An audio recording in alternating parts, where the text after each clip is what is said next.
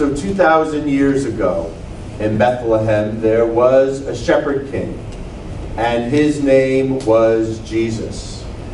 And Jesus was a very different kind of king.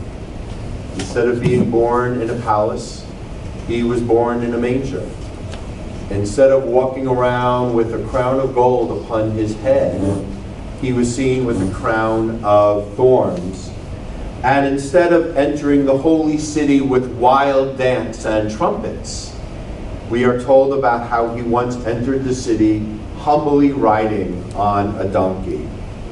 His name is Jesus, and he happened to have a very particular reputation during his day. Jesus had a reputation for the people he ate with. He had a reputation for the way he would talk with authority figures.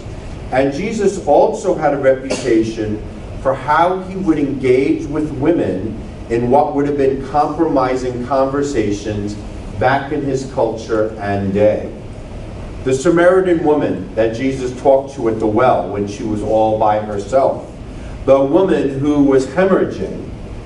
And then we have the story in Mark 15 about the Canaanite woman who has a sick daughter. A Canaanite woman with a sick daughter who Jesus actually calls a dog. It is not the proudest moment in the life or ministry of Jesus. Matthew 15, which we passed out to you today, tells us the news about how Jesus is going around town, and there is a foreign woman with a sick daughter who comes up to him. "Have mercy on us," she begs. And we're told that Jesus actually ignores her, but the woman would not stay quiet. And all the guys who are touring the town with Jesus say to him, "Get rid of her." And then Jesus says, and we don't know if he says it to her or to the disciples or the people around him, Jesus says, "I was only sent to the lost sheep of Israel. It is not fair to take the food of children and throw them to the dogs." Mercy. It's important for us to know that back in the day, if you were not a Jew and if you were a foreigner, you were called a dog. Jesus literally calls this foreign woman and her daughter dogs. And that's something we have to wrestle with as people of faith. Because what we have to understand is, as much as we want to say that Jesus is holy and divine, we also know Jesus was human. We know he was a man of his time and of his culture. So what we are witnessing at this moment is a very real snapshot of classism and prejudice and misogyny that is all wrapped up in one. But you know, this classism and prejudice and misogyny does not stop the woman with the sick daughter. Yes, she says, standing firm, but even dogs get to eat the scraps that fall from the master's table. This absolutely amazes Jesus. And he says, "Woman, great is your faith, and let it be done as you wish." And with that, the daughter receives the healing and wholeness she deserves. And another thing happens. Jesus reveals to all the people around him that his ministry has expanded.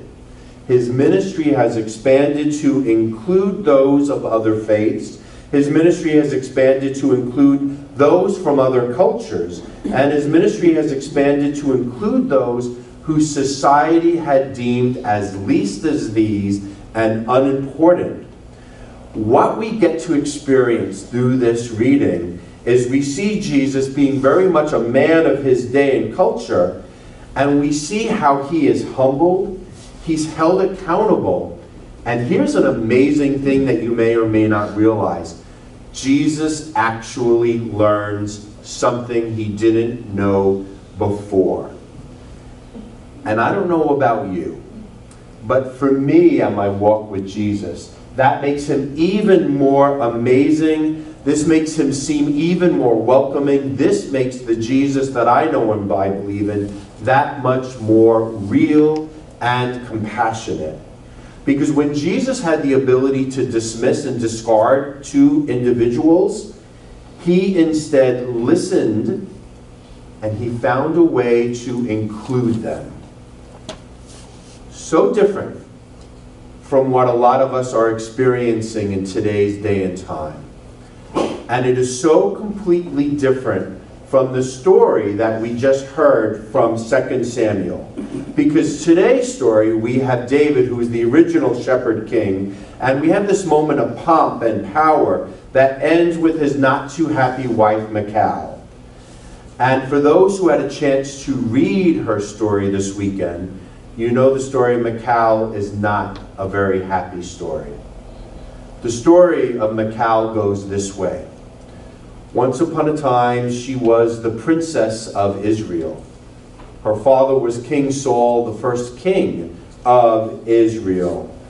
And at this time, David was just a young, up-and-coming soldier. And Michal fell madly in love with David at a time when he was nobody and nothing. And her father used her love as a prop. He was so threatened by David's skill as a soldier that he wanted to find a way to have David killed. So he decided, if Michal loves David, David can marry my daughter if he kills 100 Philistines, assuming he's going to be dead within a day. Well, David kills those 100 Philistines, and he gets to marry Michal, and that makes Saul even more scared. And then we come across this story in which David actually goes ahead and cheats on Michal with a woman named Abigail. And then Saul takes Michal and he marries her to someone named Palti. And then years later, when Saul is killed and David becomes the king, he feels that the best way to validate the fact that he's king is to have Michal back as his wife. So he literally takes her from her husband Palti. And there's this heartbreaking scene where she is walking home and Palti is following his wife crying. Here is Michal, the princess daughter of King Saul, who loved David back in the beginning when he was nobody. Her father used her love as a ploy. She was cheated upon. She was given away like a piece of property. And then she is ripped back to David's new position so that way he has credibility. So that brings us to this moment. David has been anointed as the shepherd king over all of Israel. His coronation has united both the north and the south as one. And then King David decides it's time. It's time to take the Ark of the Covenant out of the mothballs and to bring it into the center of the city so people can be reminded of who they are and where they came from. And so that way God can be the center of our nation. This is the ark that Moses and the ancestors had carried through the wilderness for all those years with the 10 Commandments. And with Michal as his wife, David decides it is time to bring it into the holy city. And David's so excited. He's so ecstatic that the infamous ark is finally coming out of storage and into Jerusalem that we're told that he begins to dance. And he doesn't just dance. He is literally dancing in his underwear. And he is shaking, shaking, shaking for all the world to see. And here's Queen Michal watching from the window, her husband the king dancing in his underwear. Not only is he dancing in his underwear, he's dancing in front of all the servant girls and all the women of lower class society, basically exposing his body for all the women of the city to see. She looks out. She is absolutely shocked. Here is her husband, the king, the first love she has ever had, and he is shaking it for everyone to appreciate. So she gets mad and she despises him. And it's the kind of despising that you can only have if you really, really, really have loved someone. So Michal comes up to meet him after this event, and she goes, my, how the king has honored himself, uncovering himself before all the female servants and slave girls, just like a drunken sailor on a Saturday night. And David does not take his wife's comments very kindly. And he responds so sarcastically and so mean-spirited. And we are told at the end of the story that Michal is childless, which means that when she dies, her family line and her father's family line is gone forever. What we have just witnessed today by comparing these two different scriptures is a total contrast of kings. We have a contrast of servanthood and what it means to be a shepherd. King David has this desire to make the Ten Commandments the center of the citizen's life, but it almost seems as if he's really the star and he's just using the covenant as a reason to shake before the masses. But then you have Jesus, who has a desire to make the commandments the center of our lives. And he does it by sitting down with us in the green grass. He does it by meeting us at the shore. He does it by coming into our homes and sitting at the table with us. David enters the city with such great fanfare, and he's sacrificing animals every 6 steps in his underwear, and he's jumping and he's shouting, and there's all these people with trumpets that are blaring. But do you remember the time Jesus entered into the holy city? And he did it through the side gate, and he did it by sitting on a donkey. And whatever fanfare or pomp there was, it came from us.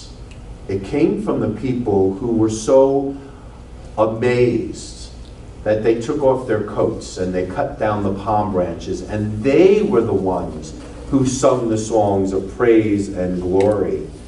King David is presented as a man who cheats on Michal and then demands her back, and he dances provocatively in front of other women, and then he gets upset because she has the audacity to be upset.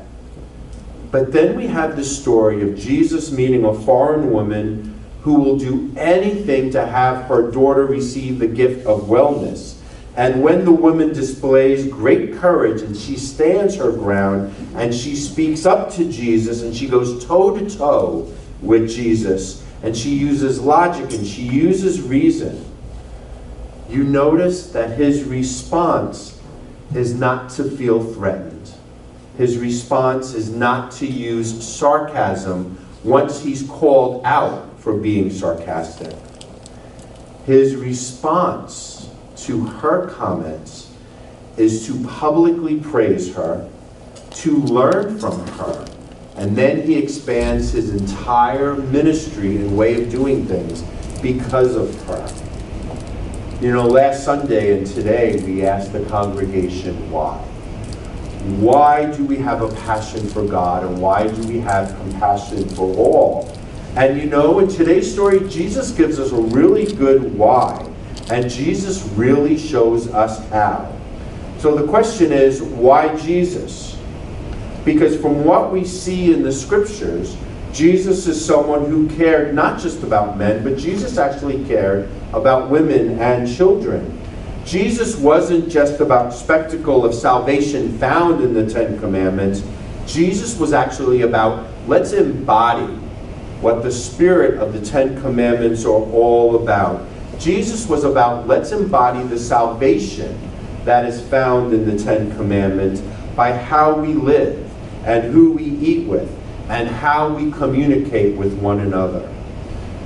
The question is, why Jesus?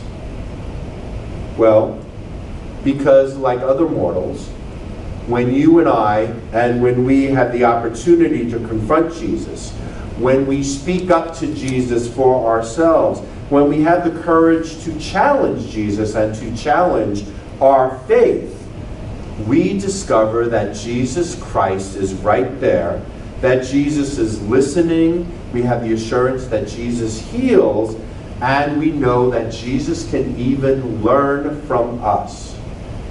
You see, David was a king who dismissed. Jesus is the king who welcomes. David was the king who uses authority so he can get what he wants. But Jesus is the king who uses his authority so that we can get the things we need to live as if heaven is here on earth. David is the king who denied his own wife's feelings. Jesus is the king who welcomes our feelings, who honors our feelings, and who uses them to bring about the gifts of wholeness and for healing. And for that, I believe we can say, Amen. Amen.